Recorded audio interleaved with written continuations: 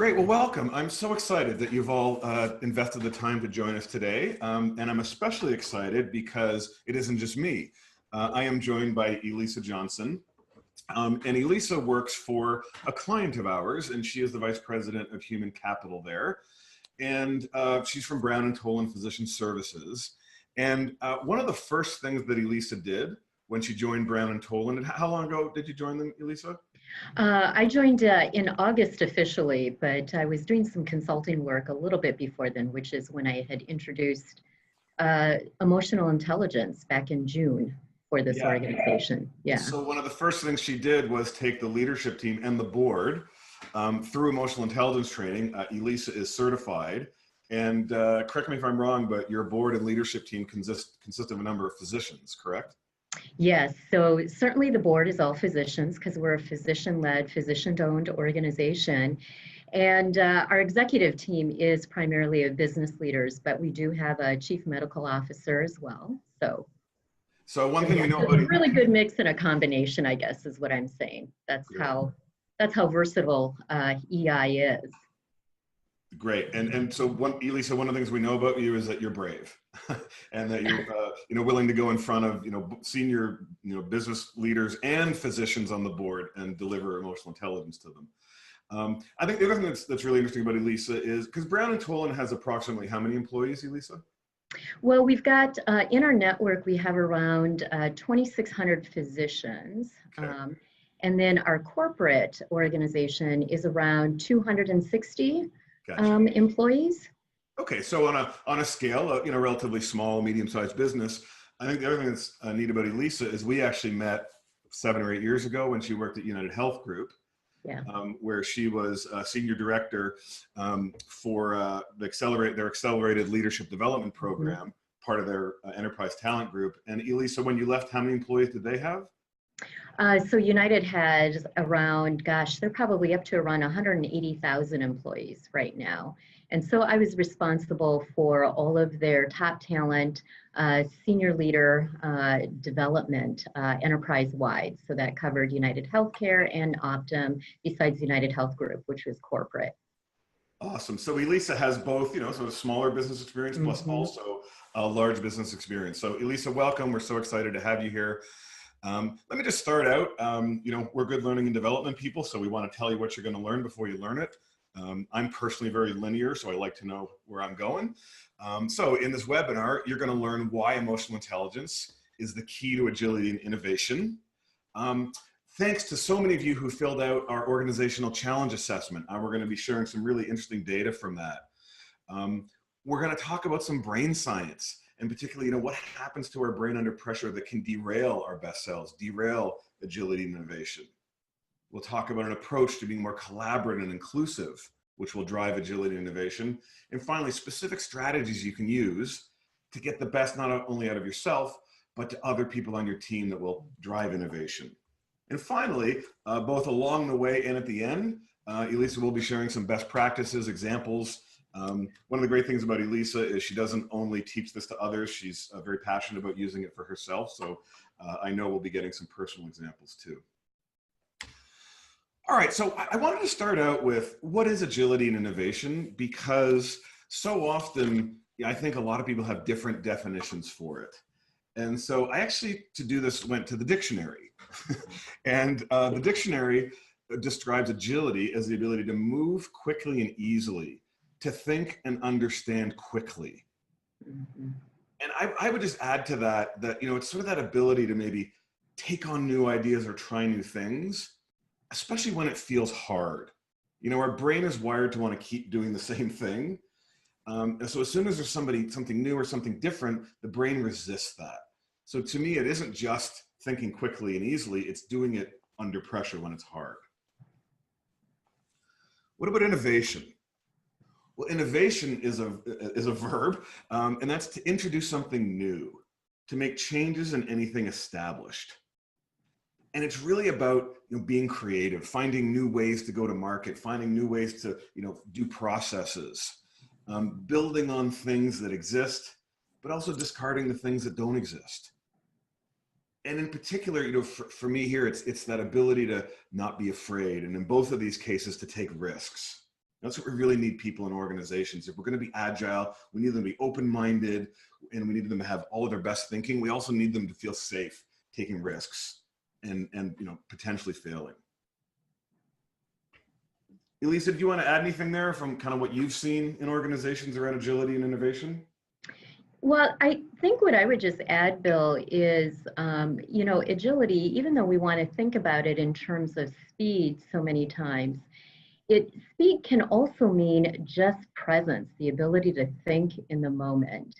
And, when we think about agility in the marketplace is, for every industry these days, is moving way faster than many times what we humans can keep up with. And so that opportunity, while the market is moving at this break speed pace, and we're trying to be fully present and be more nimble, it is really truly too, as we'll find out how the brain works through your EI session, about how do we really even slow that down so we can actually think quicker. So there's some nuances there with agility and innovation around that. I love that point. It's almost slowing down in order to go faster. Yes. I really like that point. And what we're going to learn is our emotional brain, it wants us to react right away. It wants us to go Exactly. quickly. Yeah, the difference between responding and reacting. Absolutely. Great. All right.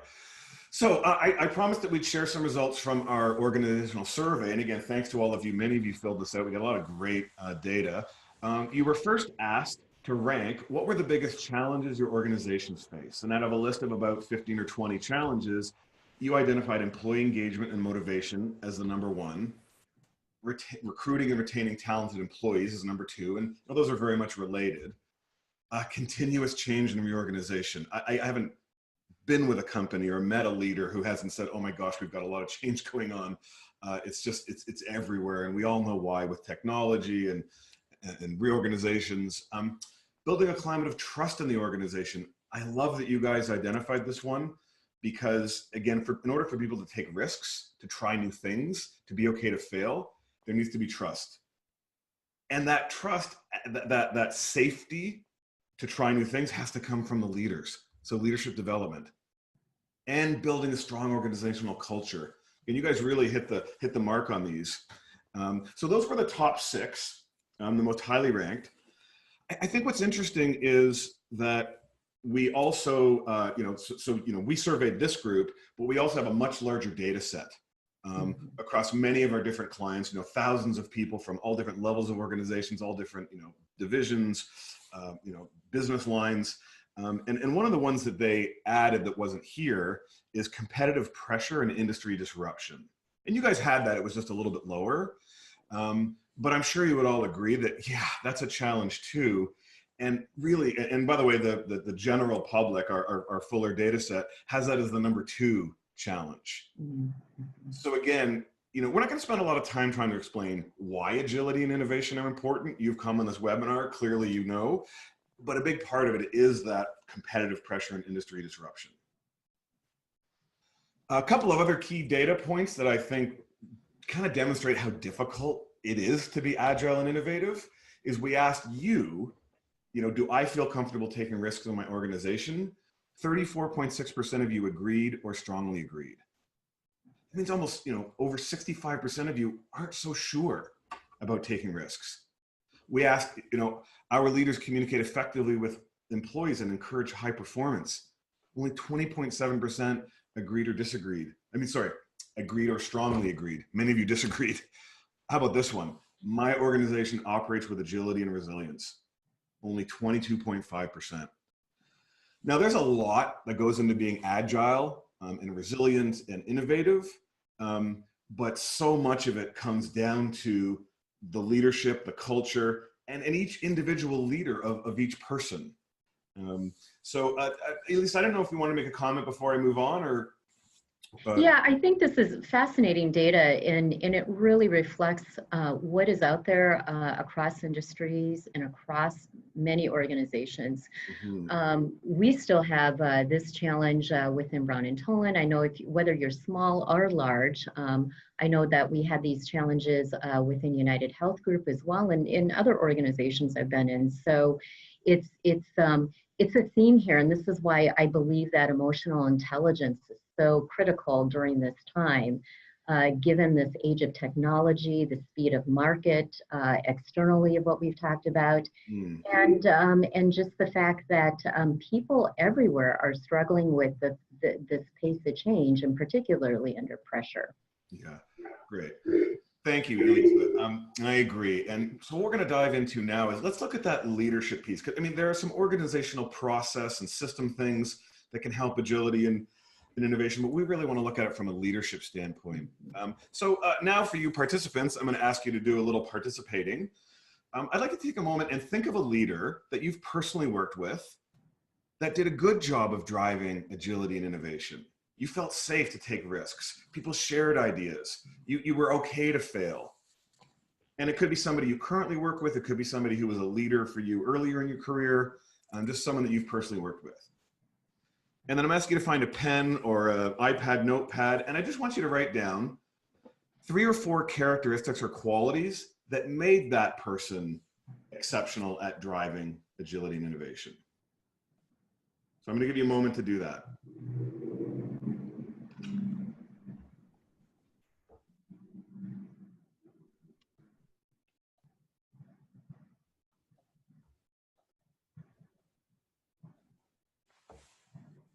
All right, so for those of you who have done that, we have a lot of people on the line, so we can't have everyone share in the chat.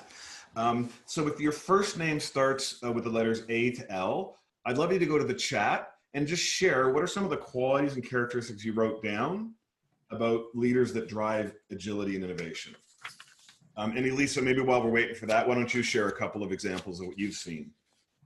Absolutely. In terms of, I think what really is critical and key for driving from a leadership angle is the consistency of how we show up, regardless of the pressure. And that's not easy to do for leaders, but it is if your teams or if your other stakeholders, when the pressure is really on and they're seeing you really fully connected, but yet seeing you with consistency on how you lead and how that shows up on your impact, that is, that's really, I think, a critical characteristic in terms of driving agility and innovation, because it's about getting the best thinking out of others in that moment. Absolutely. Great. And thank you for all of you that are filling. And by the way, if your name doesn't start with A to L, you can still go to the chat and see what everybody's putting in. So let me just share some of the things that folks have written. Open-minded, listens, is passionate about change. That's a good one. I like that. And that's not wired into us. As you're going to learn, we're wired to resist change. Supportive, accepts ideas from other people, coaches versus dictates, gives feedback, collaborates, not only instructing or demanding. I like this one from Kirsty, a lifelong learner. All right, those are some great examples. So what I'd like you to do is I'd like you to take those characteristics and hold on to them for just a second. I'm going to share something on the screen, and then we're going to go back to them. And that's this, that there are 3 domains of competence that we all operate within. There's our IQ, that's how smart we are. And for most of us, if we're over the age 16, that's pretty much fixed. There's our technical skills and job knowledge. So everything you've learned to do your job. And then there's everything else that's come to be known as our emotional intelligence. So I'd just like you to look at your characteristics, and just identify which ones were about the IQ, maybe put an I beside them. Which ones were about the person's technical skills or job knowledge, put a T beside that. And then which ones were about their emotional intelligence. And again, if I just listen, open-minded, listens, passionate, supportive, accept ideas, coaches versus dictates, feedback, I'd say for the most part, most of that falls into emotional intelligence. Okay, so hopefully you've kind of, just categorized where your characteristics belong. Now we're going to do a poll.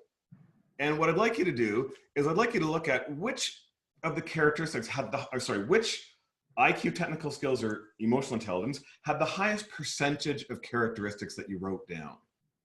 So if 3 out of 4 was IQ, you're going to click IQ. If 2 out of 3 was emotional intelligence. You're going to click emotional intelligence. So which had the highest percentage of characteristics?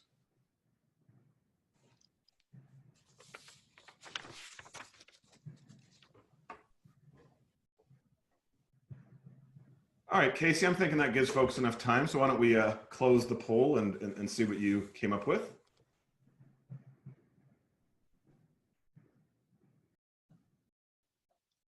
All right, okay. So look, it's 98% of the quality of you had the most characteristics related to emotional intelligence. And I mean, that just makes sense. And by the way, this isn't only because you're a group of people who've self-selected to come on an emotional intelligence session. It's what we see across all organizations at any level in any group. I've delivered this program to US Marines. I've delivered this to engineers at Intel. Elisa, when you do this with physicians, does it come out heavily weighted in IQ and technical skills? It's interesting. It's always emotional intelligence that still comes out as the top in terms of, yes. I used to worry when I went into highly analytical audiences. Like I just did a session for the Conference of Consulting Actuaries. Yeah. And I used to worry when I started doing this, oh, they're going to be high, but they're not. And the reason is because IQ and technical skills are threshold competencies. That's right. You need a certain amount of them, but once you get over that threshold, getting more doesn't significantly differentiate performance. And I like what you used too there, Bill, is around, it is, you know, you want people to be technically competent, particularly if you're a surgeon in the surgery room, right? Yes. But when it comes to that leadership hat and leading people and as well as, you know, patient interactions, this EQ is really significant and important. Yeah, and Elisa, I've also delivered to surgeons, and I'm sure you're aware of this research that showed that surgeons who are high in empathy and impulse control to emotional intelligence competencies, they get sued less often. That's right. That's right. You bet they pay attention after that, right? Well, and it's what someone had mentioned in the chat, or what we've seen a theme around, because you're actually listening. You know, those are the ones who are listening to their patients and connecting with them and giving them the information that they need. So absolutely. Yep. All right. So in our training programs, and we do them both classroom and virtually, we also ask about exceptionally poor leaders who don't drive agility and innovation. And what's interesting when we do it virtually is we actually get to collect the data. And so I've got data here from one of our Fortune 25 companies, so one of the largest companies in the world. And we asked them, you know, what are the qualities and characteristics that make somebody not exceptional, and then asked them to do the same sort of IQ and technical skills and EQ. And here's what they came up with. Low IQ, those characteristics were 5.4%. Low technical skills were 7.9%. And emotional intelligence, the characteristics were 86.7%. So in other words, EI was again, not only the significant factor in exceptional leadership and driving agility, but also in poor leadership and agility. And we also got to collect the qualities and characteristics, and we made a list of the ones most commonly referred to, and I'm gonna share those with you now. And we're just gonna just watch these as they come up.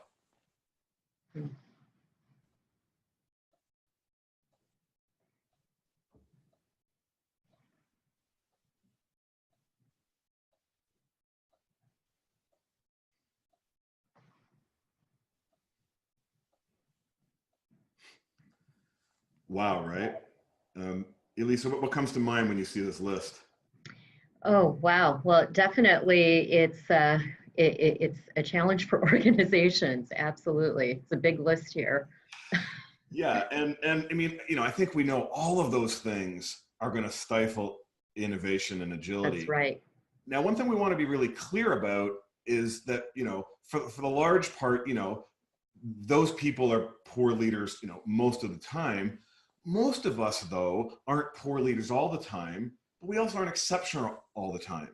And we can be kind of both our worst self and best self at times. Sometimes I show up as a poor leader. I don't listen. I think I have the right idea, and I get frustrated when people aren't listening. And then sometimes I show up really engaged and really listening and coaching. And this is really all about how can we as individuals show up most often as our best selves to drive agility and innovation. And what you just learned from this last exercise is that what's going to make the difference is our emotional intelligence. I know I used to think, and I have degrees in mathematics and computer science. I didn't properly introduce myself. And I worked at a computer software company for 14 years. And so I just, when I was first in business and first getting promoted, I thought, you had to be the smartest guy in the room. You had to have all the right answers. Wasn't that why I got promoted? And I've learned that that's actually not what it's about. And a great quote that kind of summarizes this idea of, is it about being the smartest person in the room, is from Warren Buffett. And he said, if you have an IQ of 150 points, sell 30 to someone else. You need to be smart, but not a genius. So thank you, Warren, for stating that, because it helps to be smart, but you can't really change that anyways. But what you really need is this idea of emotional intelligence. So if emotional intelligence is that important, what is it? Well, we have a model of emotional intelligence. And for those of you that have nieces or nephews or kids or grandkids, you might recognize this. It's like the Fisher-Price toy model. And we intentionally used it because self-awareness is at the foundation. And it runs through everything else. And if we're not aware of our emotional responses in the moment, then we just can't manage them. Once we become more aware of how our brain responds under pressure and our emotional reactions, then we can manage them. Elisa, like you said, slow down so we can go fast. Once we're managing our emotions, only then can we really connect and do a lot of the stuff that you mentioned exceptional leaders do, being open-minded, listening, supportive, coaching, right? We can't do that if we're not managing our own emotions. And finally, we get to personal leadership. That's where we do things like take a risk, try something that might fail, or give somebody feedback on their idea to make it better, even though they might not like hearing that. But we'll be so much better at those things if we've done the bottom parts of the model. People often ask, is there a definition of emotional intelligence? There's no single definition. Dan Goleman originally wrote the book back in 1996. So this isn't some fad that's going to go away. Wise organizations and wise people like Elisa are recognizing, it really is a key differentiator to exceptional leadership and to driving agility and innovation. Our definition goes like this. There's two parts. It's the ability to recognize, understand, and manage our own emotions. That's the bottom two parts of that Fisher-Price toy model. And then the ability to recognize, understand, and influence the emotions of others. That's that top two parts of the model. Elisa, before I go on, was there anything you wanted to share here? I think that, so Bill, this is a great overview, and I just want to go back to a second about what you talked about. We have our good days and bad days as leaders, certainly. And this is where emotional intelligence really just provides that nice foundation. When I think about just this morning, I had some pretty interesting feedback that came back to me. And how I responded, and probably helped too, knowing I was going into this session to partner with you too. But right away, my brain wanted to go to defensive mode for a second. And I had to stop myself and go, wait a moment, this is about self-awareness. This person has some really good feedback to share with you. So just stop and listen here. And so I think that, this ability to recognize and understand and manage our own emotions in that moment is so critical. And as you go up higher in an organization and get more responsibility, the pressures are greater. And so this EI really is critical because you're going to have stuff flying at you every single moment, which is unexpected. And that ability to recognize and understand and manage your own emotions in that second is so critical, so that you can stop and really think and listen to what's happening. Well, as I promised, Lisa, you're such a great role model for working on yourself first. Not always, but but many times. None of us are always, and that's the sort of the point. Like, we all have our worst self times. It's how can we minimize that, and can we build enough trust in the people that we lead, so that when we have our worst moments, that doesn't become defining. That's not the thing they remember. Right. Grace. Okay, so I wanted to just go back to the survey data, and then we're going to get into some brain science that we promised. In addition to asking you to rank the challenges that you faced, we also asked you to rank what skills are going to be needed in order to face the challenges. And here were your rankings. Awesome group. You ranked emotional intelligence as number 1, active listening as 2, people management as 3, critical thinking, which again, if we're going to be agile and innovative, we absolutely need critical thinking and this cognitive flexibility. And finally, the 6th one was coordinating with others. And again, I love the fact that you all chose really, EI related. I mean, EI is number 1, but even, 2 and 3 EI related. Now, interestingly, in our larger data set, critical thinking was number 1, people management was number 2, but number 3 was judgment and decision making. Number 5 was cognitive flexibility, and number 6 was complex problem solving. And you might think, whoa, those all sound like, things that aren't related to emotional intelligence. But in fact, what you're going to learn, we're about to learn, is that when we are managing our emotional brain, that allows our cognitive brain to be better. So all of these things, decision making, judgment, cognitive flexibility, all of critical thinking is reliant on emotional intelligence. Finally, we asked you, do most people in your organization skillfully manage their emotions? Wow, only 13.5% of you agreed or strongly agreed in that. So, there is work to be done. So let's dig into this a little further. Let's really get into the self-awareness. Lisa, you've talked about it, kind of what's going on in our brain when we're under pressure. And there's really 2 parts to our brain. The first one is an almond-sized part of the brain called the amygdala. And that is the part of our brain that allowed us to learn for the first time. That's how we know you can improve your emotional intelligence, because the emotional part of brain, the amygdala, can learn. So, Elisa, that defensive reaction you talked about, I sometimes experience that too. If I'm sharing an idea and somebody makes a suggestion that feels like a criticism, I'll get a little defensive. I'm not stuck with that, right? I can change that. It's not easy, but I can change it.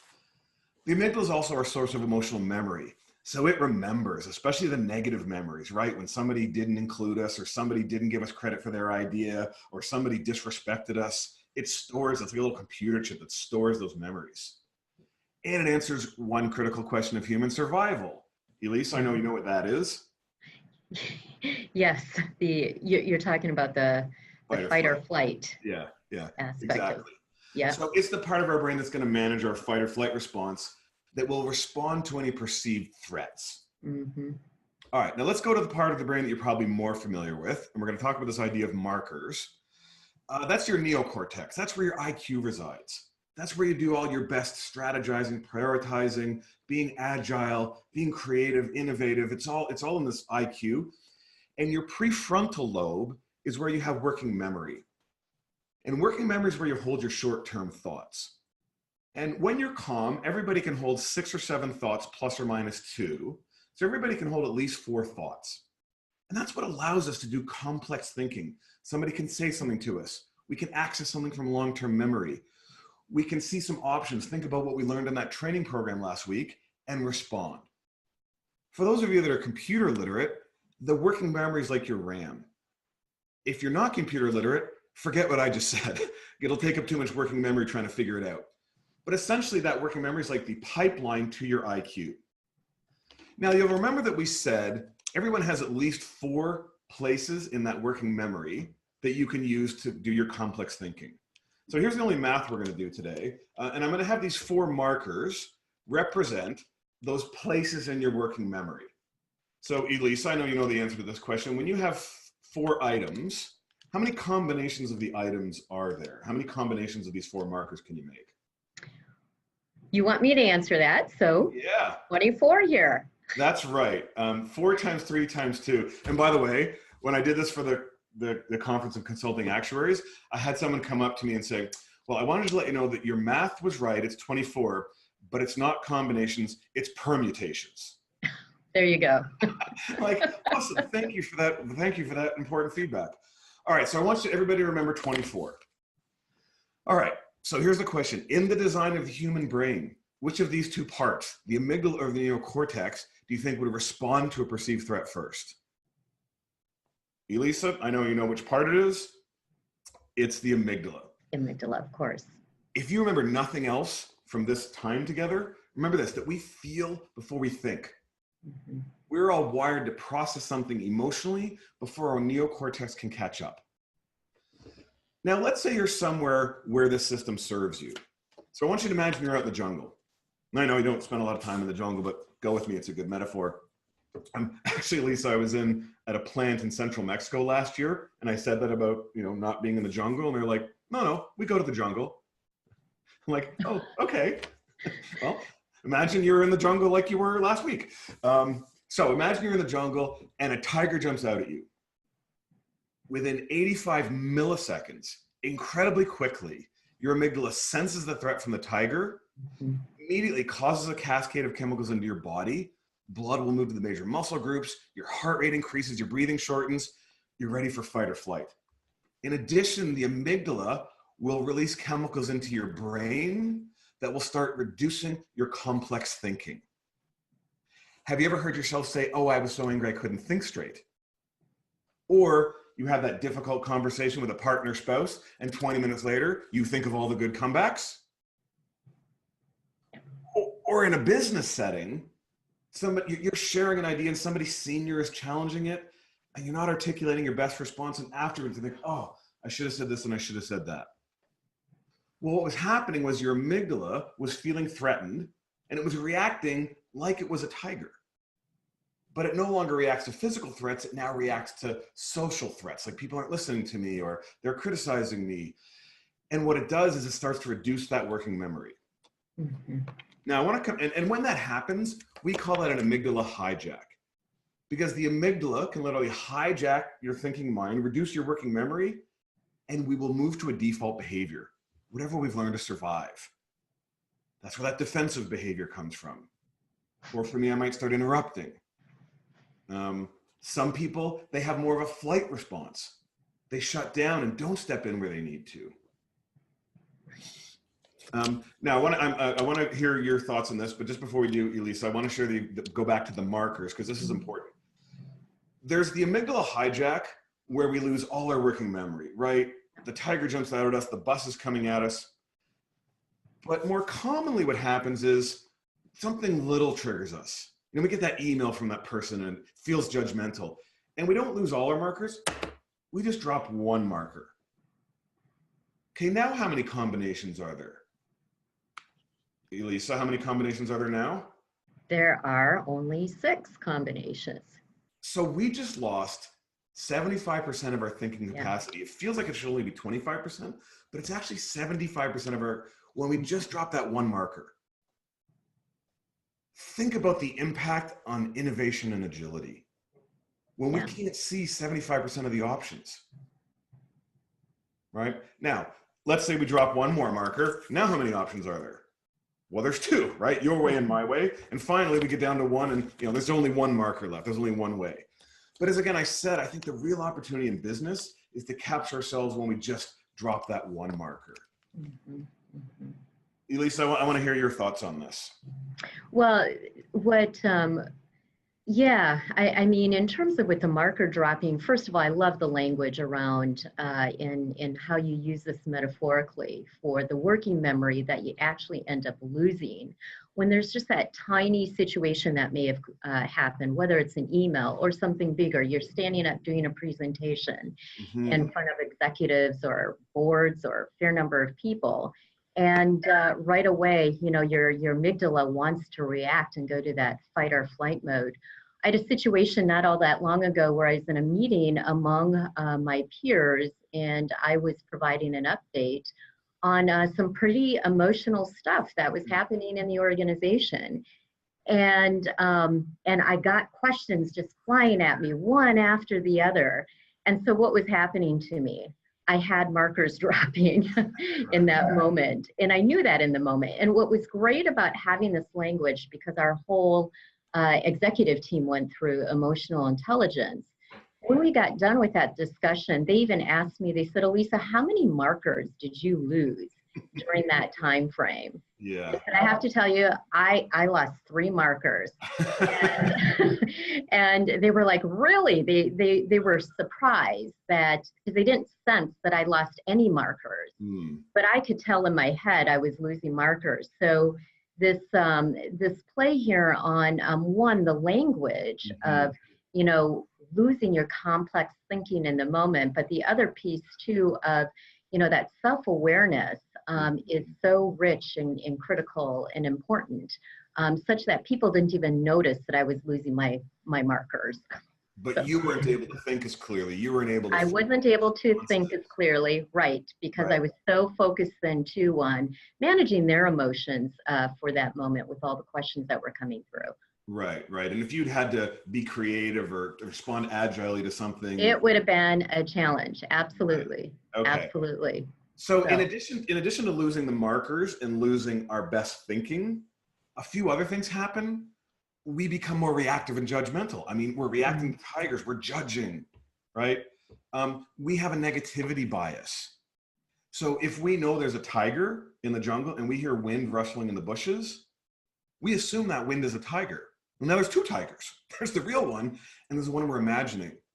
This is why change is so hard for people, because they get a little bit of information and they amplify the negative. They assume it's not going to work out. Oh, we've done that before and it didn't work 5 years ago. And, you know, they just assume the worst. We have the narrowed thinking. We actually literally lose peripheral vision, but we also lose the ability to see options. And finally, emotions are infectious. So if we have that little bit of a response, and, you know, me, I'll get a little anxious, a little panicky, a little short, well, then I'm infecting everyone else. Well, guess what? Now they're dropping markers. They can't think as clearly. We're not collaborating. We're not being innovative, right? Everybody's narrowed.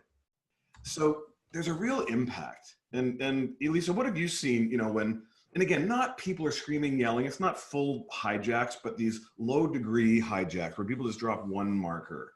Well, I go back to the fight or flight piece, Bill, and flight is just as bad as fight, because when your organization becomes mute, or when people don't feel like that they can speak up or say something, that just kills innovation. It kills any potential for options. So, so many times we think about the amygdala reacting in terms of that fight mode where people might get defensive, but I always worry more so about the individuals who aren't talking, and why aren't they talking? What's happening? Because we need to hear the voices.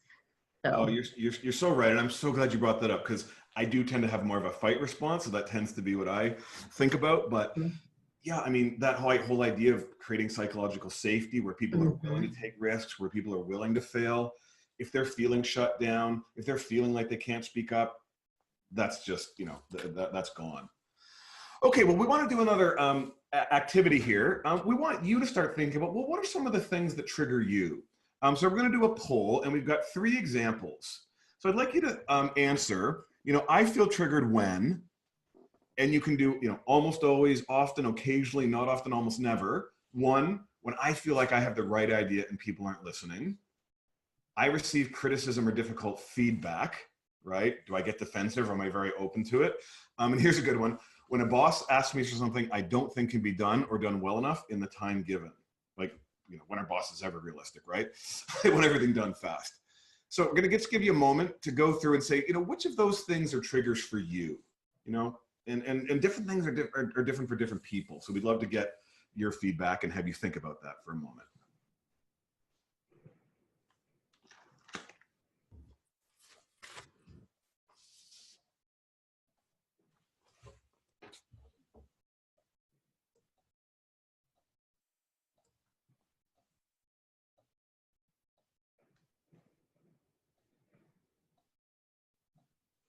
All right, what do you think, Elisa? Are we giving people enough time to go through that? I think so. All right, so Casey, let's see the results. I'm interested to hear how people rank these. We're interested to see. Love data. We love data, as you can tell at IHHP. We love data and brain science at IHHP, combined with a soft skill like emotional intelligence. Okay, so I feel like I have the right idea and people aren't listening. Okay, so 45% of you are in often and almost always, and a number of you, a larger percentage not. Okay, that's a good one. I receive criticism or difficult feedback. Okay, again, we've got some occasionallys, and then, only 21% of you are not often or almost never. Only one person is almost never. So good for you, because that's pretty amazing. That's pretty rare. Here's the other thing you'll find, particularly with the receiving criticism and feedback, it really depends who it's coming from. So if it was coming from one of your exceptional leaders who you knew supported you, had your best interest in mind, you'd be more likely to, want to hear it. Whereas if it's from, a person you have a difficult relationship with that you don't like or trust, and again, that comes back to, organizations need to be able to, leaders need to be able to give people feedback. Well, if they're viewed as one of the more exceptional leaders, which we see as EI based, we know that'll work better. Okay, when a boss asks me for something I don't think could be done or done well enough in the time given. So again, we've got, a number of you who say occasionally, and again, that can be situational. Like if they ask me on a day where I'm feeling completely overloaded, that might be different than on a day when I feel like I got everything under control, I have time. So these things are also very situational.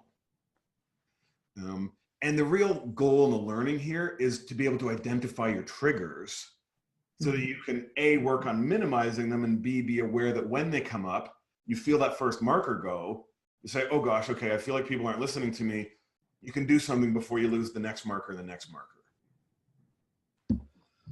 All right, Elise, any thoughts or comments there before we move on? I think this is good in terms of for the poll. It is in the continuation of the theme here of the self-awareness. I know we haven't gotten quite to the influencing others yet, but the self-awareness is so foundational and so critical. And, how you take in feedback, how you give feedback, that self-awareness, I just can't emphasize enough in terms of understanding where you're going with what are your own triggers. I know what my triggers are. I communicate that with my team anytime I'm going into a new team or with leaders. Here's what I know triggers me. And when you see X, make me more aware if this is happening. So I used to go in, because I'm a big, deep thought processor, and I would have people tell me, one time I had a couple of colleagues say, you look at me at times as if I'm stupid or dumb. Your face turns a certain way. And I'm like, wow, I did not mean that at all. I think you're very bright. And once they described what was happening to my face, it was like, oh, I am processing. I have this processing face. And so now I just make people aware of that. If I have this, while you're talking, if I get these different, face changing, if you're seeing that, it's not you, it's me. I'm a processor. So, but not knowing what that impact had on people was, I just wondered how many people then had concerns about, where I didn't make that connection and I could have. So now having that greater self-awareness and what triggers others, what triggers me is really, really great in terms of building that trust, getting back to trust and listening. Yeah. And how great to get that feedback. And by the way, it takes emotional intelligence for people to feel safe to give feedback. So that's a good example. My favorite quote on the whole idea of self-awareness and emotional management comes from Dorothy Neville, an English poet. She said, the real art of conversation is not only to say the right thing at the right time, but to leave unsaid the wrong thing in the tempting moment. Funnily, she said that in 1913. So before social media or text or anything like that. Yeah. Okay, so, we do spend the lion's share of the time in our training on self-awareness, but I don't want to leave folks without some tools around emotional management and emotional connection. So what I want to do is just take a moment now and hear from those in the audience, because you've all had amygdalas all your life. I don't think anybody's choked anybody to death yet. You may have wanted to, but you haven't. So you've learned some strategies. And for this one, we're going to take a bit of a risk here and try something. We'd love to go to the phone lines. And actually hear from some folks, what are their strategies to soothe the amygdala? And Casey, if you could let folks know how to put their hand up, we'd love to hear from you. Yeah, so you should see a button at the bottom of your screen that says raise hand. If you want to share, just click on that and we'll give you permission to speak. So the first person that we have is Bobby. Hi, Bobby. Bobby, can you hear us? Always good to try technology. Bobby, you there? All righty. Well, I'm so sorry, Bobby. I really, really appreciate your willingness to speak up, but we didn't get the technology working.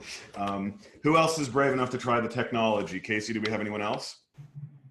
Not yet. Okay. So, and I promise the technology normally works for those of you who want to try it. Yeah, we've got, nope, they've put their hand down again. Oh, all right. They were just testing the button. All right, well, we've got to keep things moving. So I'm going to share a strategy that we developed initially with the US Navy over 20 years ago. IHHP has been doing this work for 20 years. We've since refined it with work in other branches of the military, work with Olympic athletes, and of course with executives and Fortune 500 companies, and awesome people like Elisa. And it's called the SOS. And we've intentionally used the SOS metaphor because it's kind of like when we're triggered, when we've dropped a marker, our amygdala has taken over, we're not thinking clearly, and we're moving to default behaviors that are typically going to get us on that poor leader list, get us on that, we're going to be stifling agility and innovation. So we need that life preserver. The first part of the strategy is stop. And that's about disconnecting from the trigger. When you're alone, that means, get up, go stretch, change your body posture. The draft folder was designed for emotional intelligence. So write that email you want to send that person. Don't put it in the to list just in case. Save it to the draft folder. If you have time, go do something that gives you some sense of calm and peace. Listen to music, pray, exercise, draw, whatever gives you some sense of peace. And then you come back to it an hour later and you're like, wow, thank goodness I didn't send that email. Now, there's times when we're on a conference call or we're in a meeting or, we're talking to our partner or spouse and we can't just leave. That'll have a really negative impact. So how do you stop? Well, there's some very interesting things you can do. For example, did you know that you can't cry and drink water at the same time? Maybe not so useful in business. Pretty useful with young kids, though. If you can get them to drink water while they're crying, it actually stops them crying. It's a brilliant strategy and actually really works right up until they figure out that that's your strategy.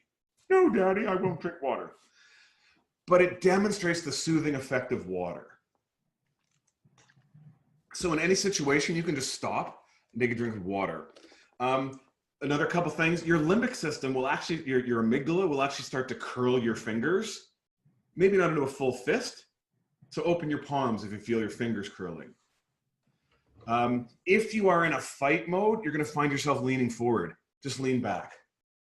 If you're finding yourself in a flight avoidance mode, you might be leaning back, you might be protecting, open up and lean forward. Doesn't mean you have to step in right in that moment, but that change in your physiology will actually give you that disconnect from the trigger. Now, for whether you stop for 6 seconds, 6 minutes, 6 hours, during that time, oxygenate. The intake of a large amount of oxygen carbonizes your blood, which has the physiological effect of limiting the impact of the chemicals the amygdala has released. So you're fighting chemistry with chemistry. So everyone do it right now. Just stop and take a deep conscious breath. If you do nothing else as a result of this time together, but the next time that person says that thing, you get that email or you get criticized, you just stop and take a deep breath. You'll find yourself able to better show up more skillfully. You'll get some of that working memory, some of those markers back. You won't be so reactive and judgmental. You won't be feeling the need to avoid. You'll be able to step in. And finally, we seek information.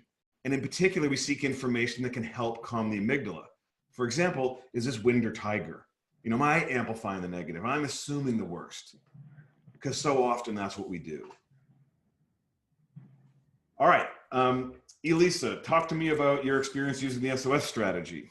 Yeah, every day I use SOS. It's become somewhat unconscious incompetence, though. I mean, when you start to practice this, so it is every morning. Even I start off with 10 minutes of mindfulness to kind of frame my day. So that gets back to what you deem as, I remember you in our sessions, Bill, talking about chemical reacting to chemical. Mm-hmm. And then in terms of the oxygenating, I have my app on my watch as well that reminds me to breathe because, again, we take in so much throughout today, and that cortisol builds up, that chemical of cortisol, and oxygen is another chemical that is fighting that chemical. So that whole brain science piece is, you know, something that I really practice on a daily basis. Yeah, and when we do that, it just opens our minds back up so that we can be more agile, you know, that thinking quickly. It's that slow down to speed up so we get our work back. We can be more creative. We can listen. So seek information is also about connecting with other people. So I hope you have some moments coming up, some situations, maybe some relationships where you can plan to apply the SOS strategy. All right, I did want to talk a little bit about emotional connection. I mean, it's the most important thing, honestly, is that we do these bottom two parts of the model, because that's the modeling, that's the, you know, owning how we show up.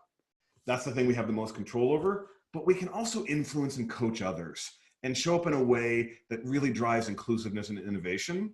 And just coming back to why this is so challenging, final statistics on the survey, you said only 19.8% of you agreed or strongly agreed that the majority of leaders in your organizations are able to manage change effectively. Again, because they're not doing the emotional intelligence part very well. We have a feedback-rich culture. Well, again, if we need innovation and innovativity and high performance, we need that.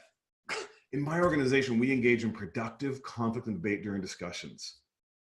Only 10.7% of you agree or strongly agree. I mean, but that's the stuff we need, right? Sword sharpens sword, right? We need people challenging ideas to be creative and innovative. It's just, we need neocortexes, cognitive brains doing it, not amygdalas.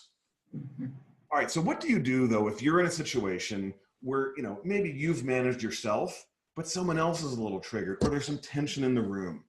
Well, there's lots of strategies on how to do that. We have a full day of training on that.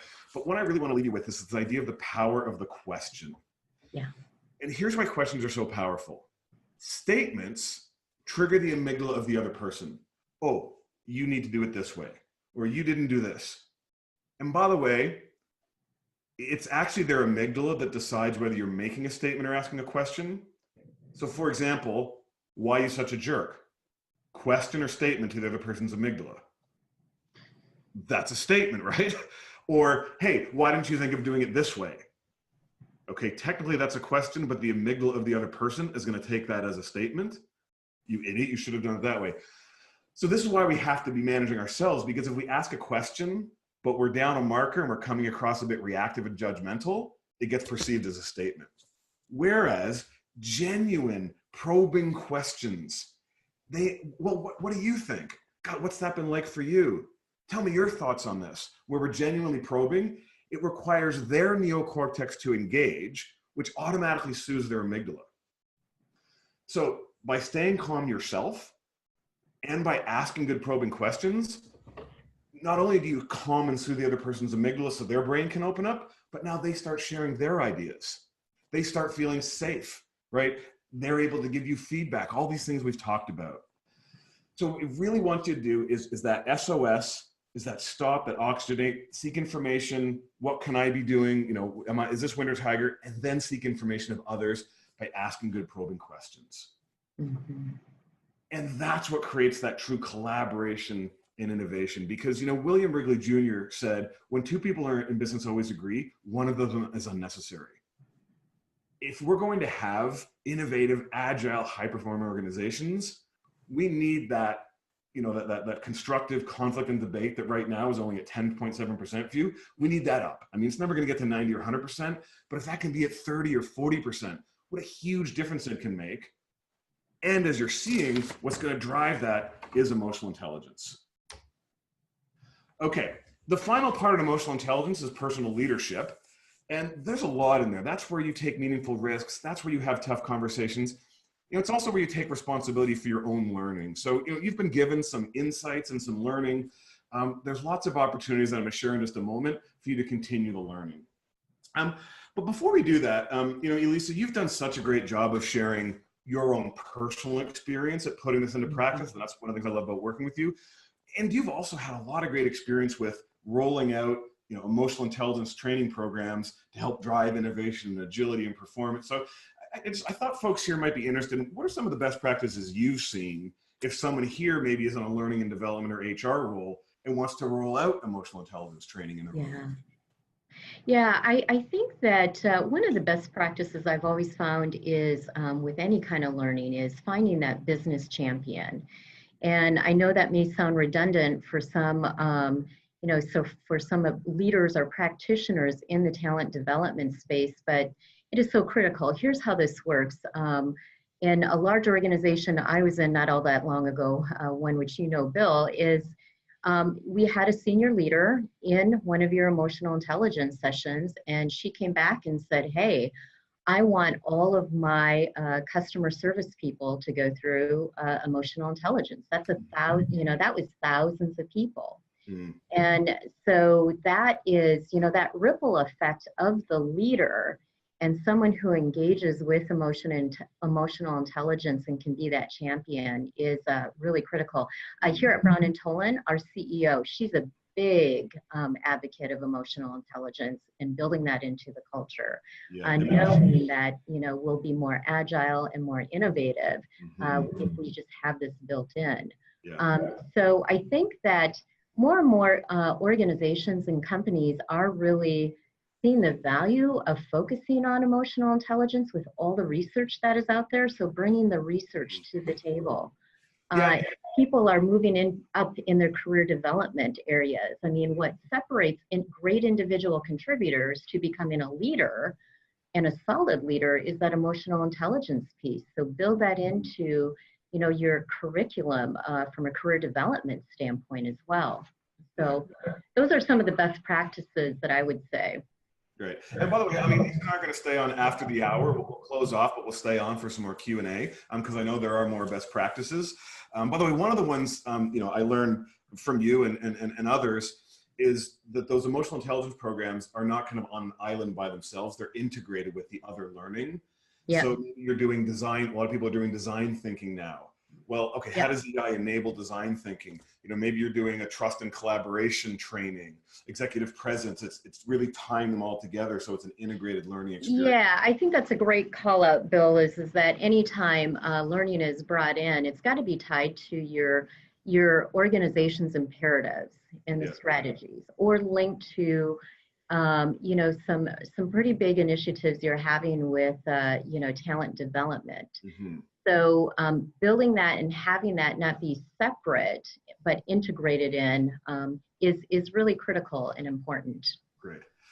All right. Well, thanks. It looks like almost everybody has stayed with us for the full hour. I just want to remind you, I hope what you're walking away with is understanding why emotional intelligence is such a leverage for agility and innovation. The survey data shows it's not easy. So if your organization is struggling with it, you're not the only ones. That amygdalas, yours and others, can really derail best selves. The SOS strategy can really help you stay calm so that you can be more agile and inclusive.